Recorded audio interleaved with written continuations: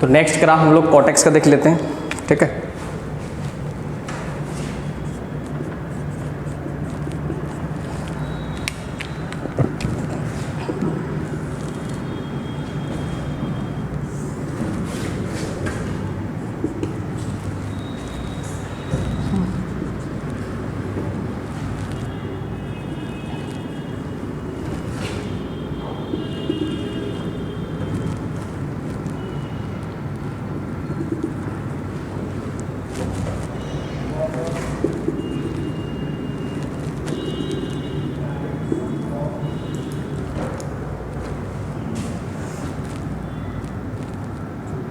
या पाई बाई 2 होगा, या पाई होगा 3 पाई by 2, 2 pi, 5 pi by 2, 3 pi and so on. This is minus pi by 2, sorry minus pi, minus 3 pi by 2, minus 2 pi, minus 5 pi by 2, minus 3 pi and so on चल रहा, ठीक है।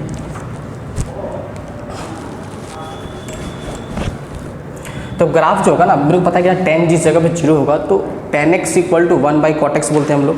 तो of course अगर जिस जगह पर tan 0 होगा तो cot x equal to 1 by tan x हो जाएगा। तो 1 बाई tan क्या हो जाएगा, अनडिफाइंड। मीन्स जहाँ पे tan मेरा 0 होगा उस जगह पे 1 बाई 0 अनडिफाइंड होता है, उस जगह पे कॉट क्या हो जाएगा, अनडिफाइंड हो जाएगा। जहाँ पे tan अनडिफाइंड हो रहा था उस जगह पे कॉट मेरा क्या हो जाएगा, 0 हो जाएगा।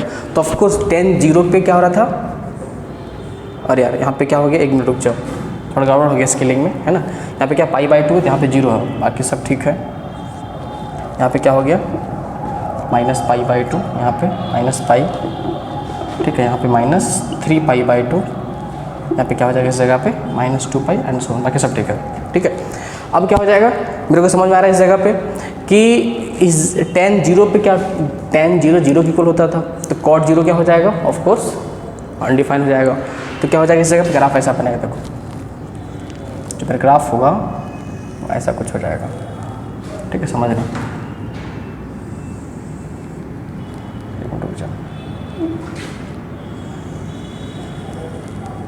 ठीक है, ठीक है, ये रहा। फिर क्या होगा, नेक्स्ट क्या हो जाएगा, इस तरीके से बन जाएगा, ठीक है। सॉरी, ठीक है, ये ग्राफ रहा, ठीक है। तो ऐसा ग्राफ बनेगा। अब सिंपल सी बात देखो, जैसे tan पाई क्या होता था, 0 होता था, तो cot पाई क्या हो जाएगा, अनडिफाइंड हो जाएगा। tan पाई क्या होता था, अनडिफाइंड होता था। तो tan 2 पाई 0 होता था, बट cot 2 पाई क्या हो जाएगा, अनडिफाइंड, मीन्स इन्फिनिटी की तरफ चला जा रहा है, ठीक है। अगर पाई 2 पाई की तरफ अगर ग्राफ मेरा अप्रोच कर रहा है, तो उसी तरीके से tan पाई क्या हुआ करता था, tan पाई मेरा हुआ करता था अनडिफाइंड, बट cot पाई क्या हो जाएगा, 0।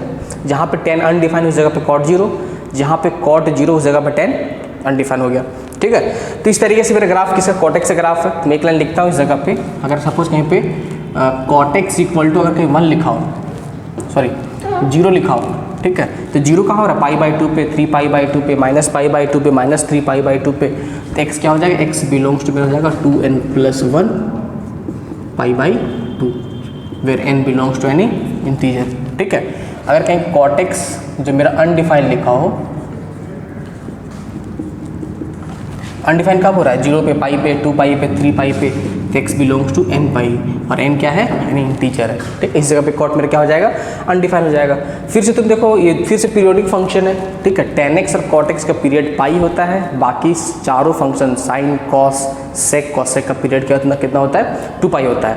तो tan का पीरियड भी पाई था, तो cot का पीरियड भी कितना हो जाएगा, pi. And this is periodic function. Periodic function क्यों, क्योंकि सेम साइकिल बार बार रिपीट कर रहा है। देखो ये 0 से लेकर पाई के बीच में ये लेंथ दिख रहा है, ये चीज़ ये बार बार रिपीट कर रहा है इस तरह से। तो यहाँ से लेकर यहाँ तक लेंथ हम लोग क्या बोलते हैं, पीरियड बोलते हैं। इसलिए पीरियड क्या हो गया, पीरियड मेरा पाई हो गया। अब पीरियोडिक फंक्शन क्यों, क्योंकि ये सेम साइकिल बार बार उधर से लेकर इधर तक रिपीट कर रहा है, ठीक है। इसका भी डोमेन लिख देते हैं फिर से एक बार, ठीक है। तो डोमेन ऑफ दिस फंक्शन में जितना एक्स एक्सिस ग्राफ कवर किया, मीन्स फंक्शन हर जगह, मीन्स एक्स में कुछ भी पुट करो हमेशा डिफाइन होगा।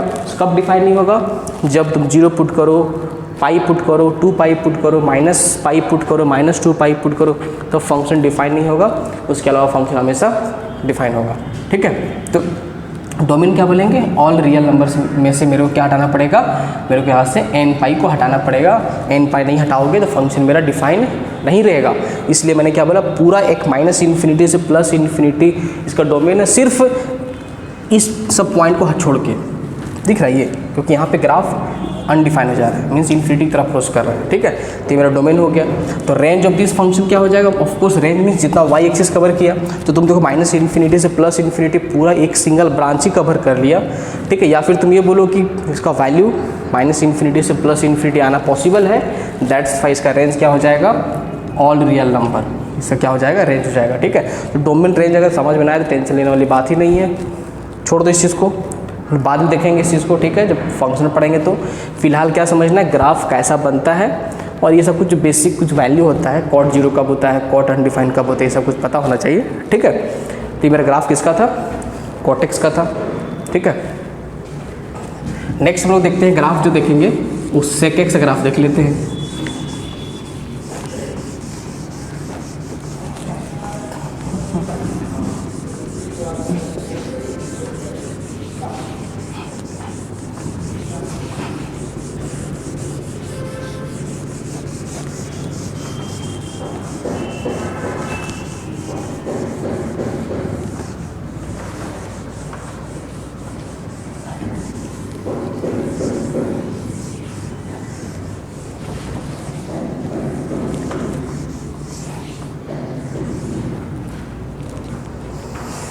नेक्स्ट ग्राफ किसका देखेंगे, y = सेक एक्स का।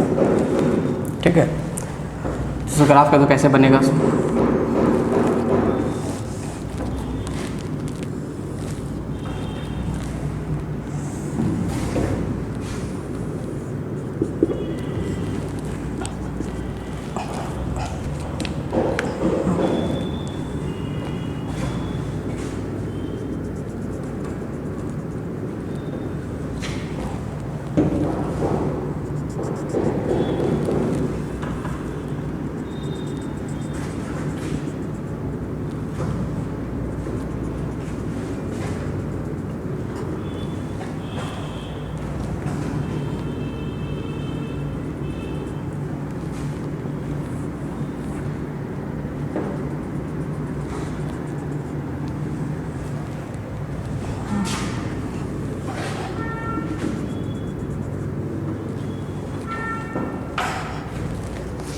देखो सबसे पहले इस चीज़ को समझो कि cos x का वैल्यू जो मेरा आता था -1,1 के बीच में, या फिर -1,1 हुआ करता था। अब तुम ये सोचो, इस अगर cos sec x equal to क्या होता है, sec x equal to 1/cos x होता है। ठीक है, sec x इक्वल टू क्या होता है, 1/cos x।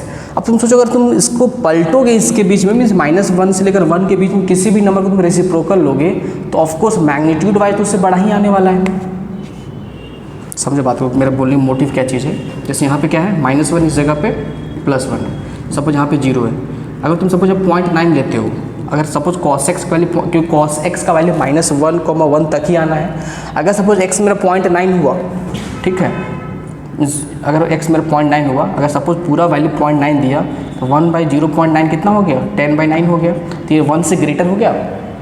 तुम जितना 0 से क्लोज होते जाओगे उतना वैल्यू बढ़ता जाएगा। देखो जैसे अगर तुम लेते हो, सपोज यहाँ सपोज 0 पॉइंट इस तरीके से समझो, बड़ा तरीके से, यहाँ पे -1 लिखा हो, इस जगह पे +1 लिखा हो, यहाँ पे 0 लिखा हो। अगर तुम यहाँ लेते हो 0.4 लेते हो, ठीक है, तो तुम जितना 0 से क्लोज आओगे, ठीक है, सपोज cos x का वैल्यू 0.4 आना पॉसिबल है क्योंकि इसी के बीच में आता है, but sec x equal to 1/cos x हो रहा है। तो अगर sec x equal to 1/cos x हो रहा है, तो ऑफकोर्स cos x के वैल्यू 0.4 आना पॉसिबल है। तो अगर तुम 1/0.4 करते हो तो 10 कितना हो गया, 4, विच इज़ 5/2, वैल्यू बढ़ गया। तुम और नज़दीक आ जाओ, मान लीजिए 0.1 लेते हो, ठीक है, तो 1/0.1 तो 10/1 मीन्स 10 आ गया। तो तुम और नज़दीक आ जाओ, 0.00001 लेते हो, और नज़दीक आ जाओ 0 से, तो 1/0.00001, तो क्या हो जाएगा, 1 पे 1 2 3 4 5, 1 2 3 4 5, बड़ा वैल्यू आ रहा है। तुम्हें जितना 0 से क्लोज होते जाओगे उतना बड़ा वैल्यू ये आता जाएगा, ठीक है। तो जितना हम नज़दीक आएंगे x, जितना हम जीरो की तरफ जाएंगे उतना वैल्यू बड़ा होता जाएगा, प्लस मतलब अगर तुम अगर जीरो की तरफ अप्रोच करोगे तो कंप्लीट इन्फिनिटी की तरफ जाएगा, इधर से अप्रोच करोगे तो माइनस इन्फिनिटी की तरफ जाएगा, ठीक है। और -1 से लेकर 1 के बीच में कुछ भी लेते हो, कोई से भी नंबर, उसका रेसिप्रोकल करते हो तो हमेशा मैग्नीट्यूड वाइज 1 से ग्रेटर ही आना है, ठीक है। तो 1 से ग्रेटर आना है तो इस जगह पे +1 है, इस जगह पे -1 है, मीन्स सिर्फ 1 पे का रेसिप्रोकल 1 होता है और -1 का रेसिप्रोकल -1 होता है, ठीक है। तो अब क्या हो जाएगा, ग्राफ जो मेरा है कभी भी इसके बीच में आने वाला नहीं है, क्योंकि इसके बीच का किसी भी नंबर को तुम रेसिप्रोकल करते हो, अगर तुम इसके बीच का नंबर का रेसिप्रोकल करते हो तो नीचे आ जाएगा, और इसके बीच के नंबर का रेसिप्रोकल करते हो तो इससे ज़्यादा हो जाएगा, ठीक है। बेसिक सिंपल सा चीज़ है, ठीक है। तो ग्राफ जो मेरा बनेगा वो भी क्या होगा, इस लाइन के ऊपर बनेगा और इस लाइन के नीचे बनेगा। जो डॉट डॉट डॉट वाला लाइन दिखाई दे रहा है ना, नीचे वाला लाइन अगर मैं बना दूँ उसका इक्वेशन क्या हो जाएगा, y = -1 और ऊपर वाला y = 1। तो जो मेरा ग्राफ दिखेगा कैसा दिखेगा, ऐसा दिखेगा, देखो।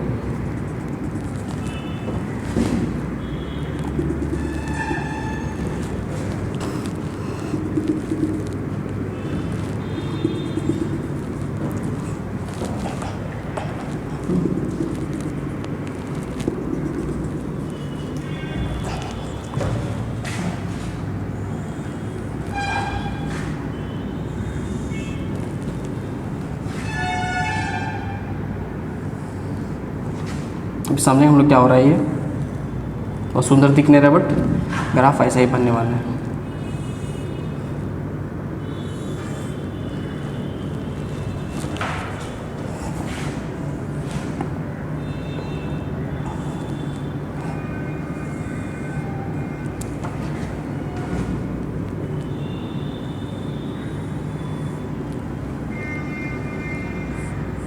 समझ आना, ठीक है, ऐसा कुछ है, चीज़ को समझना है, ठीक है।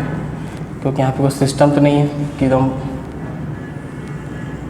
पूरा एकदम सिमेट्रिक दिखेगा ही दिखेगा, ठीक है। चीज़ समझ में आना चाहिए, बाकी अगर टेढ़ा बड़ा बने तो कोई दिक्कत वाला बात नहीं है, ठीक है। देखो यहाँ पे क्या है 0, यहाँ पे क्या है π/2, यहाँ पे क्या है -π/2, यहाँ पे क्या है पाई, दिस इज 3π/2, दिस इज 2π, ठीक है। यहाँ पे क्या है 5π/2, ठीक है। यहाँ पे क्या है -π, यहाँ पे माइनस,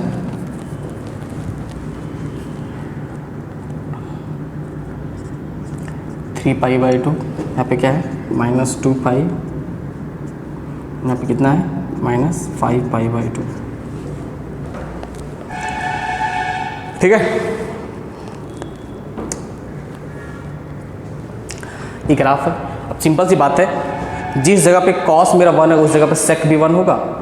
तो अगर मैं बोलते हैं यहाँ पे देखो कॉस 0 1 हुआ करता था, तो 1 का उल्टा 1 ही होगा, तो सेक 0 पे क्या 1 होगा। फिर कॉस 2π 1 हुआ करता था, तो सेक 2π पे क्या हो रहा है 1 हो रहा है, ठीक है। और जहाँ पे कॉस मेरा 0 होता था उस जगह पे सेक इन्फिनिटी अनडिफाइन होने की कोशिश करेगा, क्योंकि 1/0 तो अनडिफाइन होता है ना। तो जैसे π/2 पे कॉस 0 होता था तो सेक क्या हो रहा है चीज़ अनडिफाइन होने की कोशिश करेगा, इन्फिनिटी की तरफ कर कर्व मेरा जाएगा, इसीलिए इसको अप्रोच करने की कोशिश कर रहा है। बात समझ में आ रहा है इस तरीके से, ठीक है। तुम ऐसे भी समझ सकते हो सेक को ध्यान में रखने के लिए। मान ली देखो कॉस एक्स ग्राफ ऐसा बनता था इस तरीके से,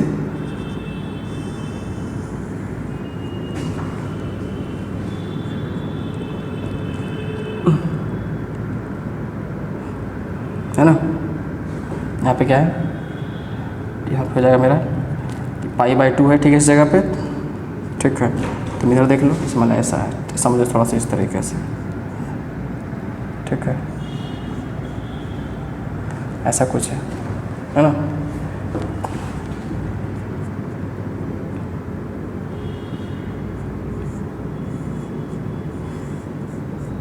ठीक है, ऐसा कुछ दिख रहा है, जो ये जो ग्राफ दिख रहा है जो नीचे वाला लाइन है, ठीक है, इसे यहाँ पे बनेगा नहीं।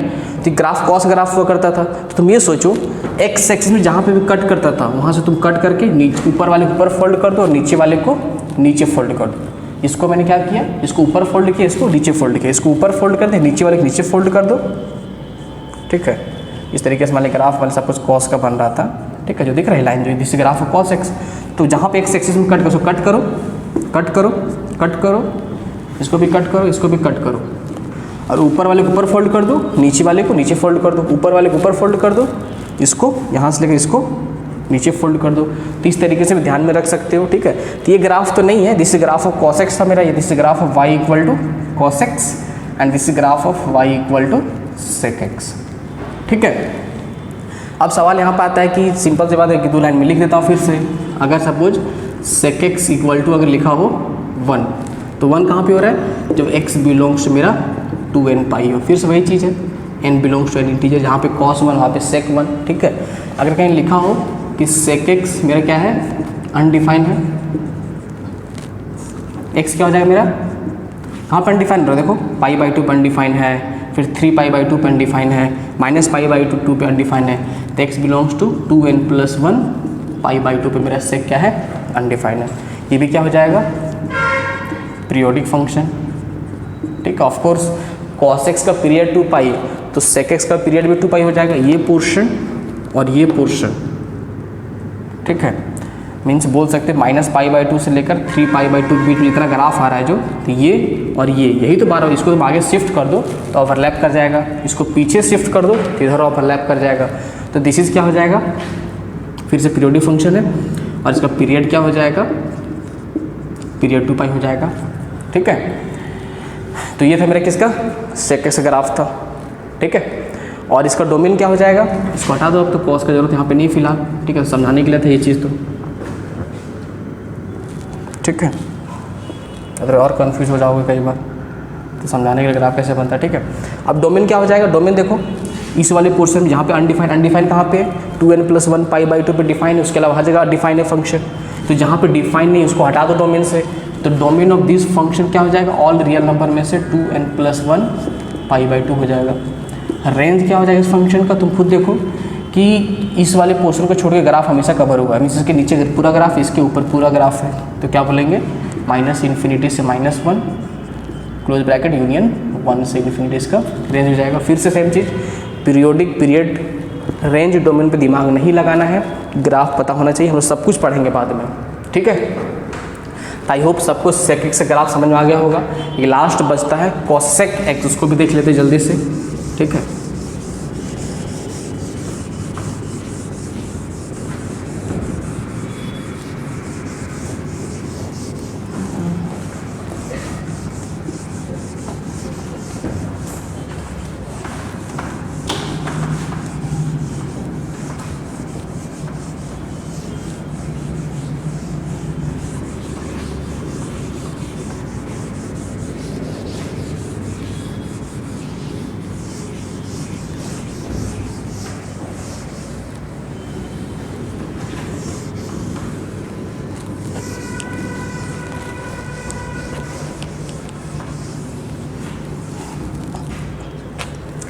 क्या है, y = cosec x, ठीक है।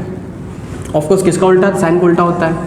अब ज़्यादा कुछ मेरे को डिटेल बताने की ज़रूरत है, तुम लोग समझ में सब कुछ आ चुका है, तुम लोग खुद से भी बना सकते हो। फिर से साइन का वैल्यू -1,1 के बीच में, या फिर खुद -1 और 1 होता है, तो उसका रेसिप्रोकल लोगे तो ऑफकोर्स 1 या फिर 1 से बड़ा, या फिर -1 या फिर -1 से छोटा ही आने वाला है। तो ग्राफ कैसा हो जाएगा, पर sec x समझ में आ गया तो cosec x भी उसी तरीके से है, क्योंकि sec x मेरा cos को उल्टा था और cosec x साइन को उल्टा है। तो ग्राफ जो मेरा बनेगा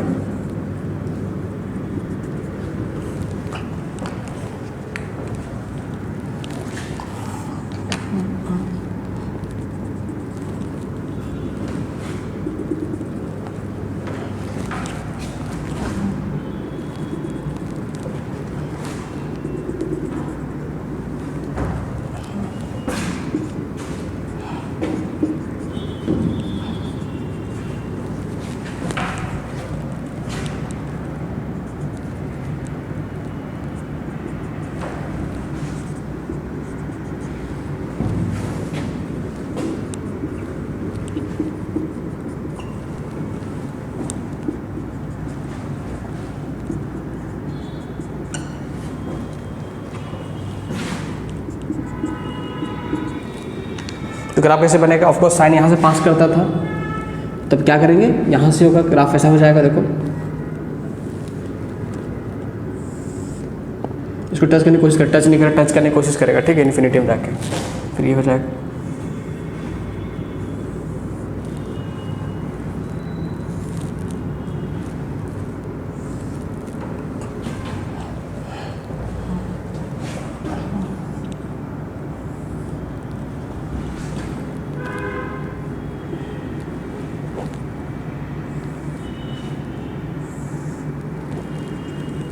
ठीक है, तो this is graph of cosec x, ठीक है, सिंपल सी है, साइन ऐसे बनता था इस तरीके से, तो ऊपर वाले को ऊपर फोल्ड करो, नीचे वाले को नीचे फोल्ड करो, जहाँ पे साइन 0 होता था उस जगह पे कॉसेक अनडिफाइन हो जाएगा, जहाँ पे साइन 1 होता था वहाँ पे कॉसेक मेरा 1 होगा। तो यहाँ से अगर मैं बोलता हूँ कि कॉसेक एक्स इक्वल टू 1, तो कहाँ 1 हो रहा है, पाई/2 पे साइन भी 1 होता था तो कॉसेक भी 1 होगा। साथ में अगला क्या हो जाता था, 5π/2 पे अगर तो ग्राफ बनेगा इस तरीके से, अगला साइकिल 5π/2 पे भी 1 होगा। तो क्या बोलेंगे, x बिलोंग्स टू 4n+1 π/2 पे क्या हो जाएगा, कॉसेक मेरा 1 होगा। वही अगर के लिखा हो कि कॉसेक x इक्वल टू -1 कब होगा, जहाँ पे साइन मेरा -1 होता था। तो साइन -1 कहाँ पे होता था, सिंपल सी बात है, जैसे मैं बात करूँ 3π/2 पे, 7π/2 पे, 11π/2 पे अगर साइन क्या होता था उस जगह पे 1 होता था, तो वहाँ पे भी सॉरी -1 होता था, तो कॉसेक x भी -1 उसी जगह पे होगा। तो x बिलोंग्स टू क्या बोलेंगे, 4n+3 π/2 पे भी कॉसेक x मेरा -1 हो जाएगा। और सभी के लिए n belongs to any integer है, ठीक है। उसके अलावा लास्ट क्या बचता है कि जहाँ पे साइन 0 होता है तो उस जगह पे मेरा कॉसेक क्या हो जाएगा, अनडिफाइंड हो जाएगा। तो मेरा कॉसेक x मेरा अनडिफाइंड कब होगा, जहाँ पे मेरा साइन 0 होता था, तो साइन 0 पे 0 होता था, पाई पे 0 होता था, तो x बिलोंग्स टू क्या बोलेंगे, हर n पाई पे कॉसेक मेरा क्या हो जाएगा, अनडिफाइंड हो जाएगा, ठीक है। इसका डोमेन लिख ही देते हैं, तो डोमेन ऑफ दिस फंक्शन क्या हो जाएगा, जहाँ पे मेरा फंक्शन डिफाइंड ना हो उसको हटा दो, तो ऑल रियल नंबर में से सिर्फ n पाई को हटा दो, क्योंकि हर n पाई पे कॉसेक मेरा डिफाइंड है, मीन्स ये तुम वैल्यू एग्जैक्ट पुट नहीं कर सकते हो, अदरवाइज मेरा कॉसेक क्या हो जाएगा, अनडिफाइंड हो जाएगा, ठीक है। नेक्स्ट मेरा जो आता है पीरियोडिक, बिल्कुल ये भी पीरियोडिक फंक्शन है, पीरियोडिक फंक्शन है, क्योंकि सेम साइकिल देखो ये दिख रहा है 0 से लेकर 2π के बीच में, ये बार बार रिपीट कर रहा है, ये दिख रहा है, इसको तुम आगे शिफ्ट ओवरलैप करेगा। और तुम खुद सोच सकते हो कि साइन एक्स का भी पीरियोडिक फंक्शन है, तो कॉसेक एक्स भी पीरियोडिक फंक्शन होगा। साइन एक्स का पीरियड कितना है, 2π है, तो कॉसेक एक्स का भी पीरियड यहाँ से लेकर यहाँ तक का लेंथ कितना आ रहा है, 2π, इसका पीरियड कितना हो जाएगा, पीरियड मेरा 2π हो जाएगा, ठीक है। रेंज बिल्कुल लिख सकते हो, रेंज ऑफ दिस फंक्शन क्या हो जाएगा, ऑफ कोर्स इस पोर्शन को छोड़, तो ग्राफ इसके बीच में आया नहीं है, उसके अलावा पूरा y एक्सिस कवर करा है, तो -∞ से -1 यूनियन 1 से इन्फिनिटी इसका रेंज हो गया, ठीक है। तो फिर से मैं बोल रहा हूँ, डोमेन, रेंज और पीरियड पे फोकस नहीं करना है, ग्राफ सही तरीके से पता होना चाहिए, समझ में आना चाहिए। जैसे π/2 पे यहाँ पे 1 हो रहा है, 3π/2 -1 हो रहा है, तो graph 6 function sine cos tan cot sec cosec रटा होना चाहिए अभी, ठीक है। हम लोग और डिटेल में समझेंगे जब 12th में हम लोग फंक्शन चैप्टर पढ़ेंगे उस टाइम पे, ठीक है।